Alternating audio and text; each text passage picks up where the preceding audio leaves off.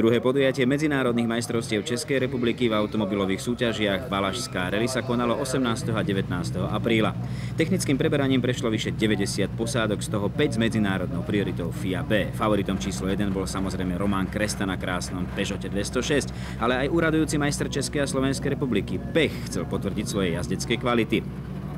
Slovensko na Valaške reprezentoval Tibor Čerhalmi s Karolom Bodnárom, mladý Jozef Béreš s Petrom Starým a Emil Horniaček mal premiéru na horúcom kresle spolujazdca vedľa Emila Trinera. Prvá etapa mala 80 km rýchlostných skúšok rozdelených do 3 úsekov, ktoré sa išli dvakrát. Roman Kresta na Peugeote 206 VRC vyhral 4 z úvodných 5 rýchlostiek a viedol pred Pechom o 14 sekúnd. V polovici 6. skúšky už za tmy Kresta preletel horizont, nedobrzdil do zákruty a zo súťaže odstúpil. Václav Pech s Petrom Uhlom na Forde Focus VRC dokázali ako jediný držať tempo, ktoré zvolil Kresta. Po vypadnutí najväčšieho favorita zvolnili, 6. rýchlostnú skúšku skončili až na 3. mieste. Na konci etapy mali však pred druhým Trinerom náskok takmer minútu a pol. Slováci Čerhalmi s Bodnárom začali výborne a po prvom teste boli štvrtí. Po 300 metroch v druhom meranom úseku sa však dostali mimo trate a s poškodeným Focusom VRC skončili rýchlostnú skúšku až na 67. mieste. Po tretej skúške nasledoval servis a technici sa snažili odstrániť škody na aute vzniknuté nárazom do stromu.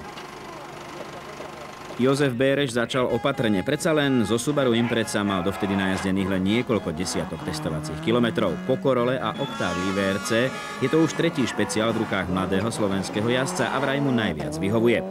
Showman Triner so Slovákom Horniačkom na Seate Cordoba VRC začali rozvážne a postupne zrýchľovali. Na konci prvej etapy boli druhý. Štepán Vojtech po víťazstve na rally Vysočina chcel potvrdiť vzostup jazdeckej formy. Prvý deň skončil štvrtý. Po oprave jazdil Čerhalmi na zostávajúcich 3 skúškach dňa časy v prvej desiatke. Aj s pripočítanou penalizáciou išiel spať 18. Na druhý deň čakalo posádku náročných 120 km rýchlostných skúšok. Uvidíme, aké budú podmienky, pretože zase začína pršať, takže uvidíme, ako to bude, ale môžem povedať, že zajtrajší deň je veľmi náročný. Myslím si, že s takými ťažkými rýchlostnými skúškami som sa ešte nestretol.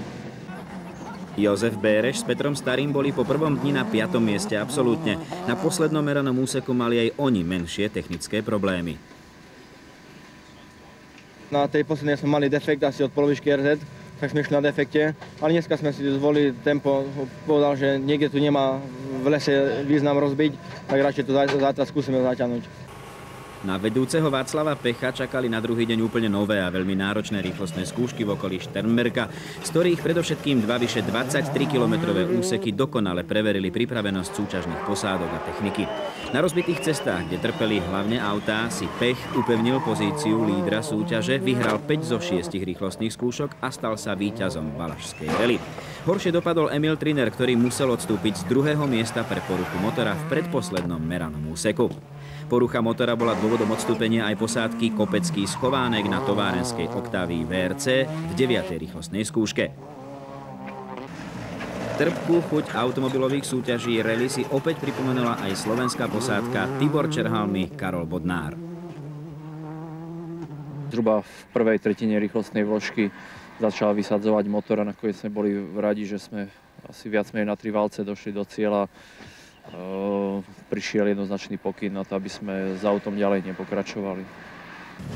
Výborné druhé miesto si vyjazdila posádka Štepán Vojtech, Michal Ernst na Toyote Corolle VRC, pre ktorých je to zatiaľ najväčší úspech vo veľkom českom rally šampionáte.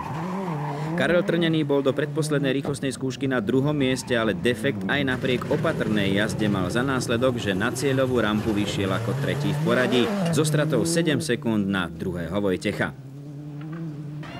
Jozef Béreš splnil to, čo si večer naplánoval a na druhý deň zatiahol. Na výborne pripravenom a spoľahlivom Subaru Impreza VRC sa mu podarilo zajazdiť 3 tretie a 1 druhý najlepší čas z celkovo 6 meraných úsekov.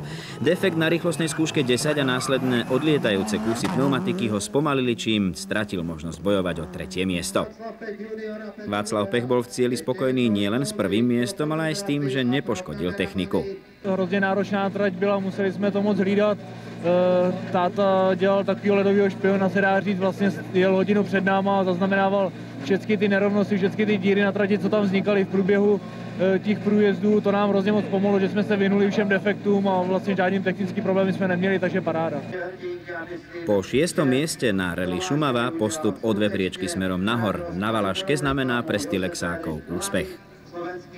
Súťaž bola veľmi dobrá, trate pre mňa vyhovovali, boli pekné.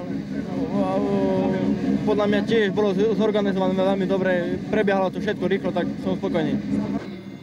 Už teraz v predstihu vás pozývame na ďalšie súboje do Púchova počas Rally Matador Tatry začiatkom mája.